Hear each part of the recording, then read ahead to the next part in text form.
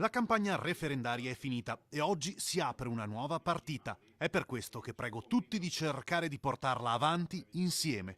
Lo ha detto il presidente del Veneto Luca Zaia intervenendo in Consiglio regionale per illustrare gli esiti del referendum sull'autonomia e il disegno di legge della Giunta per l'avvio della trattativa con il governo per la devoluzione delle 23 competenze previste dall'articolo 116 e seguenti della Costituzione. Zaia ha spiegato che si tratterà di un disegno di legge sartoriale per la peculiarità della partita che sarà portato avanti da una delegazione fatta di tecnici e non di politici. La legge sarà divisa in 3 corpi. Le 23 competenze, i 9 decimi del gettito fiscale per finanziarle e le specifiche competenze esposte in 58 articoli.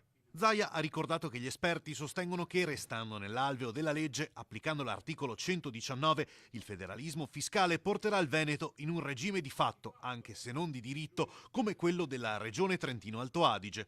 Zaia ha assicurato che porterà avanti questa partita nel rispetto delle istituzioni e della Costituzione. Facciamo tutto in linea con la Costituzione e con la legge e direi che apprezzo le parole del Presidente del Consiglio, però farei un appello a tutti, finiamola col dire nel rispetto della Costituzione, nel rispetto della legge, perché non mi risulta che in Consiglio regionale e in una giunta regionale passino provvedimenti che non sono rispettosi della legge. Peraltro questo provvedimento ha 2 autorevoli estensori, oltre agli uffici e all'avvocatura, che sono il professor Bertolici e il professor Antonini.